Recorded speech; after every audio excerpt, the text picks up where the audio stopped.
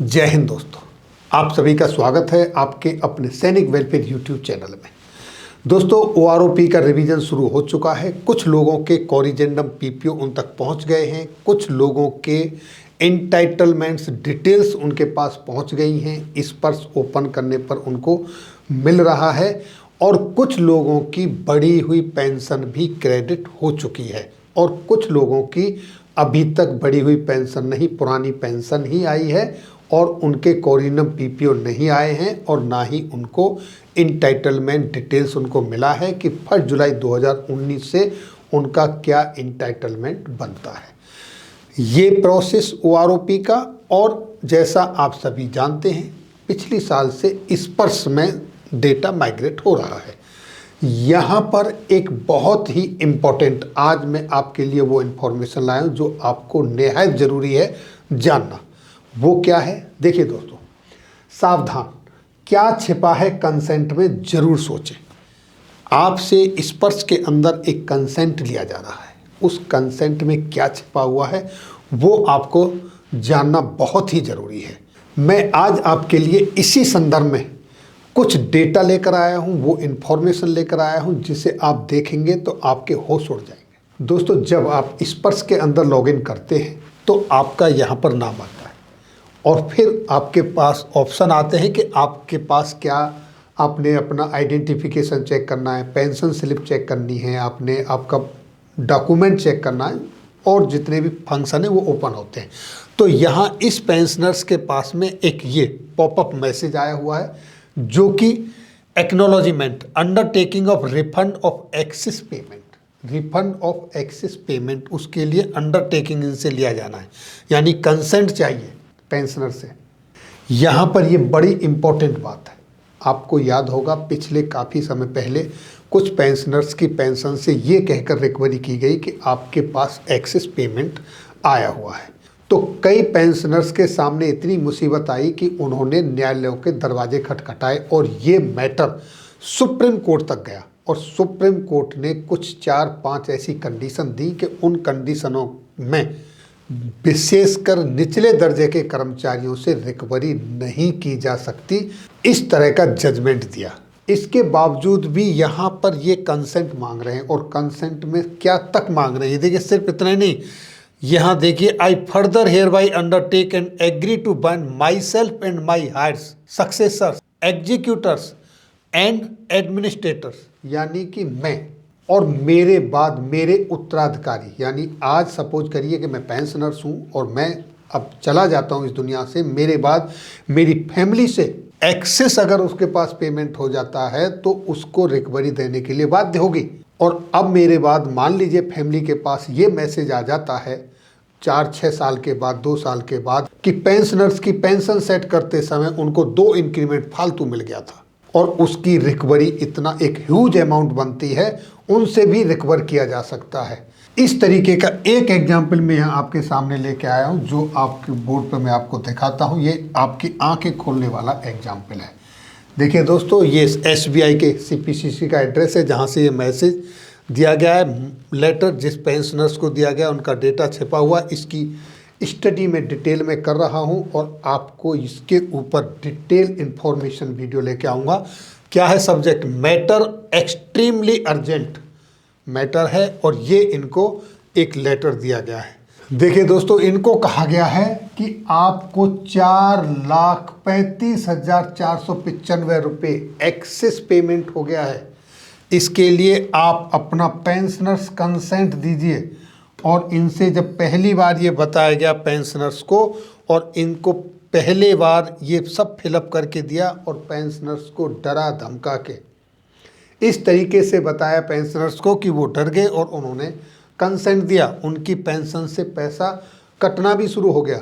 अब वो पेंशनर्स जिसने छोटे से अमाउंट के ऊपर कुछ लोन भी ले रखा है वो कैसे सरवाइव करेंगे? इसके लिए इन्होंने क्या क्या कोशिश की है वो सब मैं आपको नेक्स्ट वीडियो में बताऊंगा जब पूरी डिटेल्स आपके सामने लेकर आऊँगा।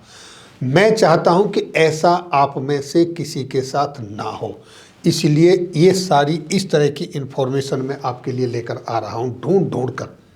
यहाँ मेरा सिर्फ ये कहना है कि ये वो जो पेंशनर गांव देहात में रहते हैं, जो कम पढ़े लिखे हुए हैं और वो अपनी गवर्नमेंट के ऊपर, अपने अधिकारियों के ऊपर पूरा विश्वास करते हैं, उनके साथ ऐसी चीटिंग क्यों हो रही है? वो अधिकारी जो गवर्नमेंट के बनाए हुए नियमों को, कायदे कानून को इम्प्लीमेंट करने के जिम्मेदार हैं, ये कंसेंट उनसे क्यों नहीं लिया जा रहा? उनसे क्यों नहीं कहा जा रहा कि अगर आपने किसी को एक्सेस पेमेंट किया या आपने किसी को एक्सेस पेंशन दी तो वो आपकी सैलरी से रिकवरी होगी, ना कि उस पेंशनर से जिसको आपने दी है। या आपने किसी पेंशनर्स को, किसी सर्विंग एम्प्लॉय को अगर कम पेंशन दी या कम सैलरी दी तो उसकी कमी की भरपाई आपकी सैलरी से होगी। क्योंकि अधिकारियों का जब सिलेक्शन होता है तो उनका ब्राउनी बेस पे नहीं होता, ब्रेनी बेस पे होता है। वो गवर्नमेंट के कायदे कानून, रूल रेगुलेशन उनको इम्प्लीमेंट करवाते हैं, सिस्टम को चलाते हैं। उनसे फटीक नहीं करवाई जाती है।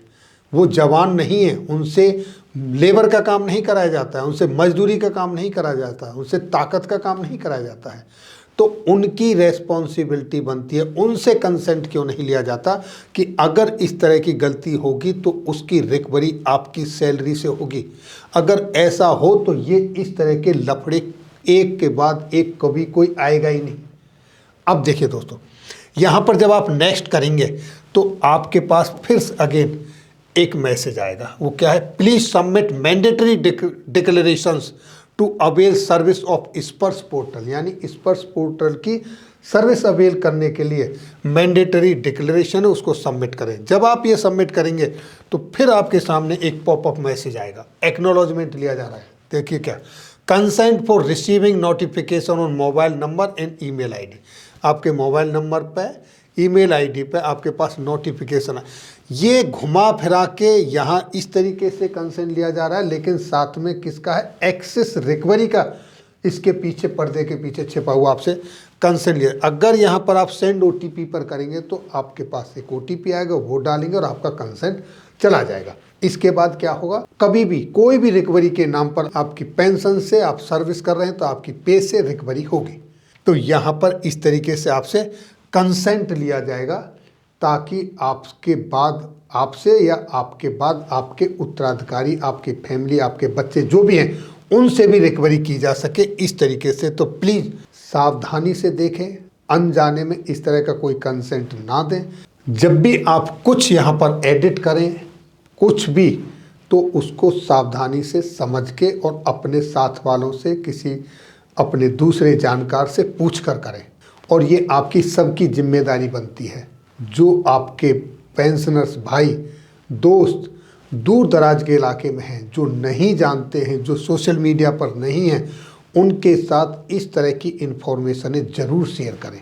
इसलिए प्लीज़ बी केयरफुल, आंख बंद करके किसी पर विश्वास ना करें, सावधान रहें और अपडेटेड रहें हर चीज़ से। गवर्नमेंट की तरफ से भी कोशिश की जाती है कि सीएसडी पे जब आप जाते हैं तो उनके नोटिस बोर्डों पे ज़रूर देखें। हो सकता है वहाँ कोई आपकी इन्फॉर्मेशन के लिए कोई ज्ञापन वहाँ मिल सकता है, वहाँ जाएं। ईसीएचएस में जाते हैं तो वहाँ के नोटिस बोर्डों पे ज़रूर देखें। अपने साथ वालों से डिस्कस करते रहें। और आज सोशल मीडिया पे, यूट्यूब पर इस तरह की जानकारियाँ आती रहती हैं। ये आपके ऊपर डिपेंड करता है कि आप किस जगह से क्या इन्फॉर्मेशन लेते हैं।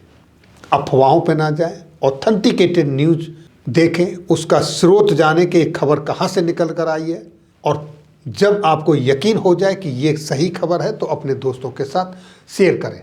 तो दोस्तों, ये थी जानकारी। अगर आपको लगा कि ये सच्ची हैं, अच्छी हैं, तो अपने दोस्तों के साथ शेयर करें, वीडियो को लाइक करें। और जिन भाइयों ने अभी तक हमारे चैनल को सब्सक्राइब नहीं किया है, प्लीज़ चैनल को सब्सक्राइब करें ताकि हर आने वाली खबर का नोटिफिकेशन सबसे पहले आपके पास तक पहुंचे। फिर मिलेंगे आपके वेलफेयर से जुड़ी हुई किसी अन्य जानकारी के साथ अगली वीडियो में। तब तक के लिए दोस्तों, जय हिंद, जय भारत।